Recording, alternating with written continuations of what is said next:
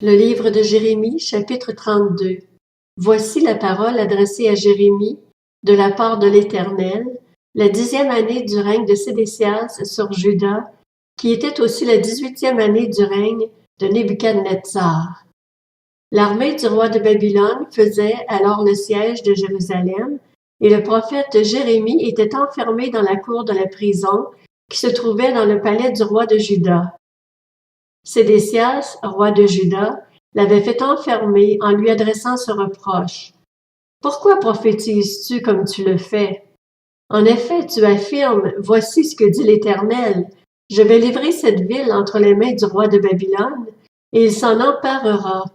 Sédécias, roi de Juda, n'échappera pas aux Babyloniens, mais il est certain qu'il sera livré entre les mains du roi de Babylone. Il devra lui parler en face et le voir de ses yeux.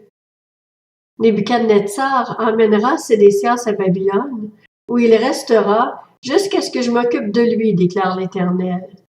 Si vous combattez les Babyloniens, vous n'aurez aucun succès. » Jérémie dit, « Voici la parole que l'Éternel m'a adressée. Anameël, le fils de ton oncle Shallum, va venir te trouver pour te demander d'acheter son champ qui se trouve à Anathoth, car tu as un droit de rachat pour l'acquérir. » Effectivement, Anameël, le fils de mon oncle, est venu me trouver dans la cour de la prison, conformément à la parole de l'Éternel, et m'a dit, « Je t'en prie, achète mon champ qui se trouve à Anathoth, dans le pays de Benjamin, car tu as un droit d'héritage et de rachat. Achète-le donc. » J'ai alors su que c'était bien une parole de l'Éternel. J'ai donc acheté le champ de Anameël, le fils de mon oncle, qui est à Anathoth, et je lui ai pesé l'argent, soit 17 pièces d'argent. J'ai écrit un contrat, l'ai cacheté devant des témoins, puis j'ai pesé l'argent dans une balance. J'ai pris ensuite le contrat de vente qui était cacheté, avec ses dispositions générales et ses clauses, ainsi que celui qui était ouvert. J'ai remis le contrat de vente à Baruch, fils de Nérija, et petit-fils de Maxéja, en présence de Anameël, le fils de mon oncle, des témoins qui avaient signé le contrat de vente et de tous les Judéens qui se trouvaient dans la cour de la prison. Devant eux, j'ai donné cet ordre à Baruch. « Voici ce que dit l'Éternel, le Maître de l'univers, le Dieu d'Israël. Prends ces documents, le contrat de vente qui est cacheté et celui qui est ouvert, et mets-les dans un vase de terre afin qu'ils se conservent longtemps. En effet, voici ce que dit l'Éternel, le Maître de l'univers, le Dieu d'Israël. On achètera encore des maisons, des champs et des vignes dans ce pays. Après avoir remis le contrat de vente à Baruch, fils de Nérija, j'ai adressé cette prière à l'Éternel. Seigneur éternel, c'est toi qui as fait le ciel et la terre par ta grande puissance et ta force. Rien n'est trop difficile pour toi. Tu fais preuve de bonté jusqu'à la 1000e génération et tu fais payer la faute des pères à leurs enfants après eux. Tu es le Dieu grand et puissant qui a pour nom l'Éternel, le Maître de l'univers. Tu es un excellent conseiller, généreux dans ton activité, toi qui examines toutes les voies des humains pour traiter chacun conformément à sa conduite en fonction de ses agissements. Tu as accompli des signes et des miracles en Égypte jusqu'à aujourd'hui, ainsi qu'en Israël et parmi les hommes, et tu t'es fait la réputation qui est la tienne aujourd'hui. Tu as fait sortir d'Égypte ton peuple, Israël, avec des signes et des miracles, avec puissance et force, en provoquant une grande terreur.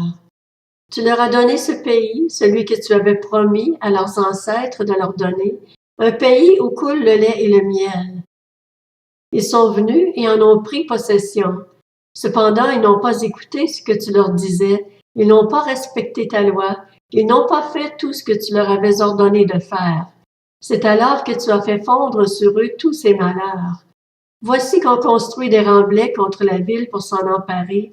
Jérusalem est livrée aux Babyloniens qui l'attaquent, livrée à l'épée, à la famine et à la peste. Ce que tu as annoncé arrive, et tu le vois bien. Pourtant, Seigneur éternel, tu m'as ordonné de m'acheter un champ avec de l'argent, de le faire devant témoins, et ce, alors que la ville est livrée aux Babyloniens. La parole de l'Éternel fut adressée à Jérémie. C'est moi qui suis l'Éternel, le Dieu de toute créature. Y a-t-il quoi que ce soit de trop difficile pour moi? C'est pourquoi voici ce que dit l'Éternel. Je vais livrer cette ville entre les mains des Babyloniens et de Nebuchadnezzar, le roi de Babylone. Il s'en emparera. Les Babyloniens qui attaquent cette ville parviendront à y entrer. Ils y mettront le feu et la brûleront, ainsi que les maisons où, sur les toits, ils ont fait brûler de l'encens en l'honneur de Baal et verser des offrandes liquides en l'honneur d'autres dieux, de sorte qu'ils m'ont irrité.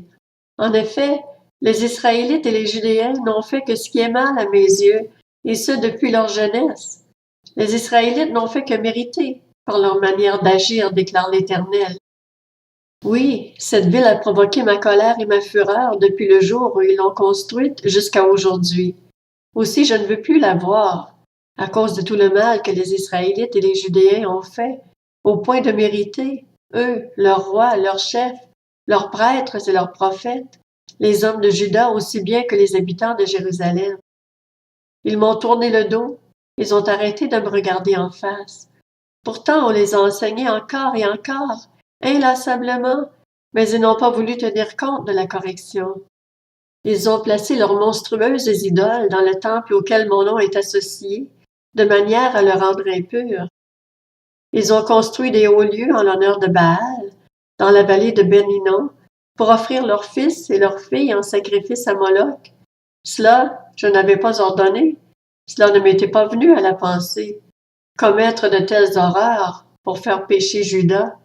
Et maintenant voici ce que dit l'Éternel, le Dieu d'Israël, à l'intention de cette ville, que vous présentez comme livrée entre les mains du roi de Babylone, vaincu par l'épée, la famine et la peste. Je vais les rassembler de tous les pays où je les ai chassés, en raison de ma colère, ma fureur et ma grande indignation. Je les ramènerai ici et je ferai en sorte qu'ils y habitent en sécurité. Ils seront mon peuple et moi je serai leur Dieu. Je leur donnerai un seul cœur et un seul chemin, afin qu'ils aient toujours la crainte de moi, pour leur bonheur et celui de leurs enfants après eux. Je conclurai avec eux une alliance éternelle, d'après laquelle je ne renoncerai plus à eux, mais leur ferai du bien et mettrai la crainte qui m'est due dans leur cœur, pour qu'ils ne se détournent plus de moi. Je prendrai plaisir à leur faire du bien, et je les enracinerai vraiment dans ce pays, de tout mon cœur et de toute mon âme. En effet, voici ce que dit l'Éternel. De même que j'ai fait venir tous ces grands malheurs contre ce peuple, de même je ferai venir sur eux tout le bien que je leur promets. On achètera des champs dans ce pays que vous présentez comme une ruine sans homme ni bête, livrée entre les mains des Babyloniens. On achètera des champs avec de l'argent, on écrira des contrats, on les cachètera, on prendra des témoins dans le pays de Benjamin et les environs de Jérusalem, dans les villes de Juda, dans celles de la montagne, de la plaine et du sud, car je ramènerai leurs déportés, déclare l'Éternel.